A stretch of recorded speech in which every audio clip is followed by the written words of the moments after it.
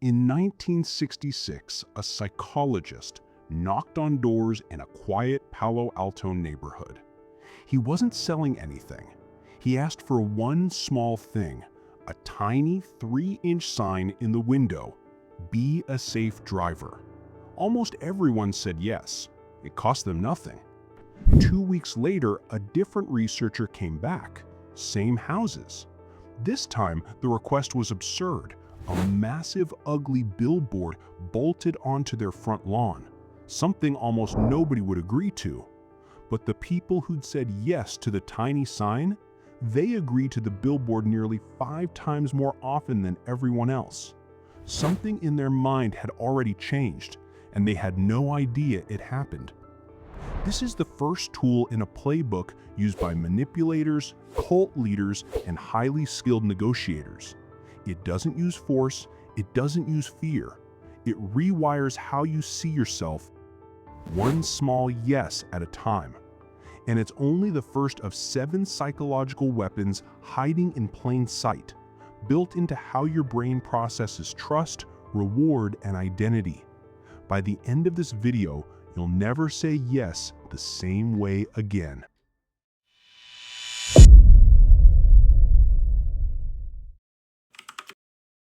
Trick number 1, the foot in the door. The study you just saw has a name, the foot in the door technique, first documented by psychologist Jonathan Freedman and Scott Fraser at Stanford.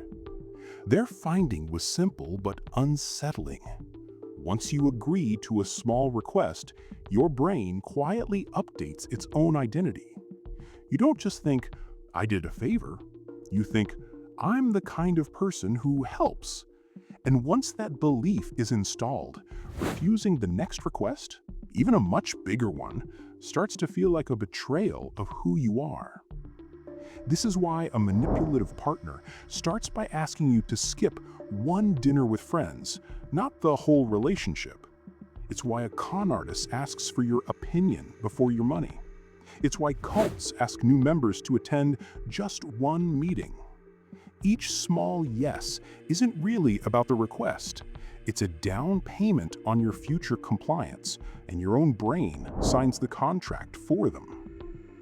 But getting you to say yes once is only the opening move.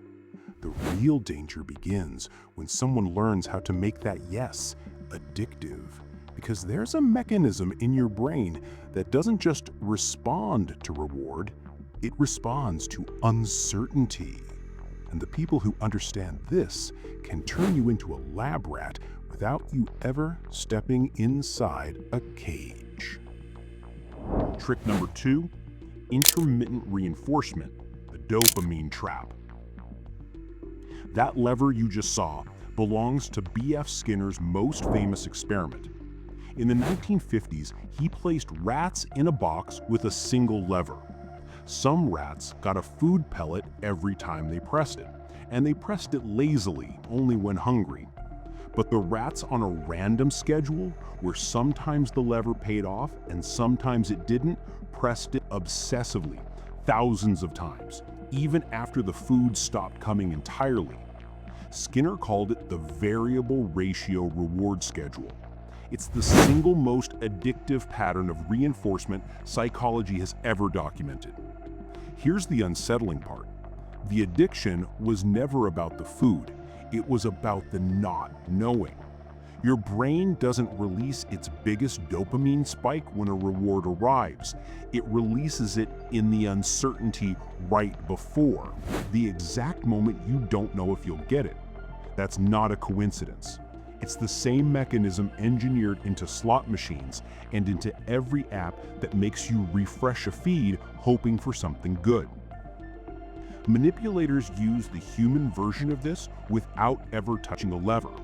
Warmth one day, coldness the next, affection, then silence, then affection again, never on a schedule you can predict. And your brain, wired exactly like Skinner's rats, doesn't pull away from the unpredictability. It chases it harder. This is why people stay in relationships that hurt them more than they help them. They're not chasing love, they're chasing the next unpredictable reward. But intermittent reward only works once you're already hooked. To get you hooked in the first place, manipulators use something else entirely, a trick that doesn't offer you anything at all. It takes something away first, something huge, and the relief you feel when it's gone is the trap.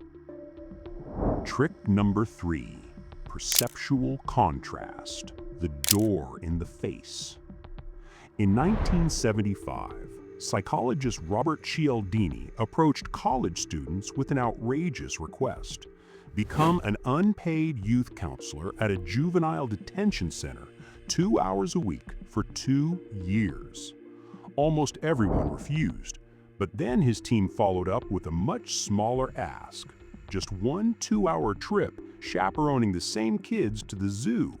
Compliance nearly tripled compared to people who were only ever asked for the small favor. The refusal wasn't the end of the manipulation, it was the setup. This is perceptual contrast. Your brain doesn't judge a request in isolation, it judges it against whatever came right before. An outrageous demand doesn't just get rejected, it resets your entire sense of what's reasonable. So when the real request arrives, smaller, lighter, almost a relief, you don't evaluate it fairly. You compare it to the nightmare you just escaped, and it feels like nothing at all. It's why a salesperson shows you the most expensive option first. It's why a negotiator opens with a demand they know you'll reject. And it's why a manipulative partner threatens to end things completely only to compromise on something that's still entirely on their terms. You never got a fair deal. You got a manufactured sense of relief, and relief is one of the easiest emotions to exploit. Contrast can bend what you'll agree to, but some manipulators don't stop at bending your decisions. They go further. They bend what you remember, what you trust, even what you believe actually happened. And once someone controls your memory of reality, they don't need to convince you of anything ever again. Trick number 4, gaslighting, reality manipulation. The term comes from a 1944 film called Gaslight, where a husband secretly dims the gas lamps in his home, then insists to his wife that the lights never changed at all, that she's imagining it. Bit by bit, she stops trusting her own eyes. That fictional scene named a very real weapon, one built on something psychologists call cognitive dissonance, the mental discomfort of holding two conflicting beliefs at once. And your brain will do almost anything to make that discomfort disappear. In 1959, psychologists Leon Festinger and James Carl Smith ran an experiment where participants were paid to lie about a boring task. Some were paid $20 to say it was fun. Others were paid just $1. Logically, the ones paid more should have felt fine about lying. They had a clear reason. But it was the ones paid only $1 who actually started believing the task really was enjoyable. Without enough external justification, their brains rewrote the internal belief instead. That's the mechanism gaslighting hijacks. A manipulator doesn't need to pay you to doubt yourself. They just repeat the denial. That never happened. You're overreacting. You're remembering it wrong. Each phrase is small enough to dismiss on its own, but repeated over months, your brain resolves the tension the same way those $1 participants did, not by confronting the manipulator, but by quietly editing your own memory to match their version.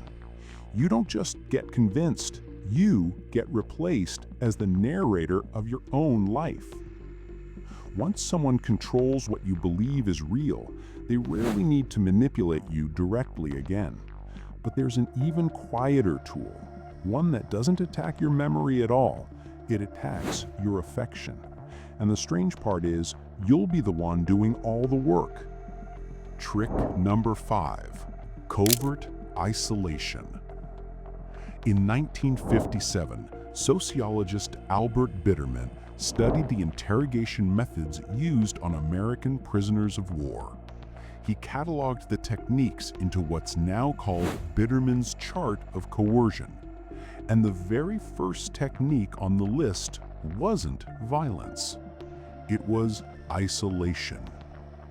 Cut someone off from outside support, and every other tactic becomes exponentially more effective.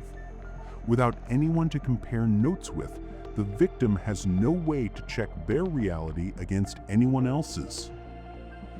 Modern manipulators rarely lock a door. They isolate quietly, one sentence at a time. Your friends don't get us. Your family's always been jealous of you. I'm really the only one who understands you. Each comment sounds like closeness, but the effect is the same as Bitterman's chart. Your support network shrinks, your reality checks disappear, and the manipulator becomes the only remaining source of truth in your life. By the time isolation is complete, the victim rarely even notices it happened. It felt like love or loyalty or just drifting apart naturally. But there's one final trick that makes all of this possible in the first place. A trick that doesn't come after trust is built. It's how trust gets built in the first place, often within minutes of meeting someone. Trick number 6, mirroring, rapport hijacking. In 1999, psychologists Tanya Chartrand and John Bargh discovered something strange about human connection. When two strangers talked, they unconsciously began copying each other's posture, gestures, even speech rhythm, without either person noticing. Chartrand and Bargh called it the chameleon effect, and the participants who were mimicked without realizing it consistently rated their conversation partner as more likable, more trustworthy, easier to talk to. That reflex evolved to build genuine bonds, but once you know it exists, you can trigger it on command, consciously matching someone's tone, pace, and body language before real trust has been earned. Hostage negotiators are trained to do this deliberately. So are top salespeople. So is anyone who's ever made you feel an instant electric connection within minutes of meeting them. That feeling isn't always chemistry. Sometimes it's a hijacked reflex. 6 tricks. None of them require force. All of them exploit machinery that's already built into your brain. The same wiring that lets you trust, bond, and grow close to other people. That's what makes them dangerous. They don't feel like manipulation while they're happening. They feel like connection, like fairness, like love. The uncomfortable truth is, you've probably experienced at least one of these this month, maybe without ever naming it. And that's exactly the point of this channel, to name the patterns hiding in plain sight, so they lose their power over you. If you recognized one of these tricks in your own life, that recognition is the first real defense. Subscribe if you want to keep building that awareness, because the next episode goes even deeper into the minds that use these tricks on purpose.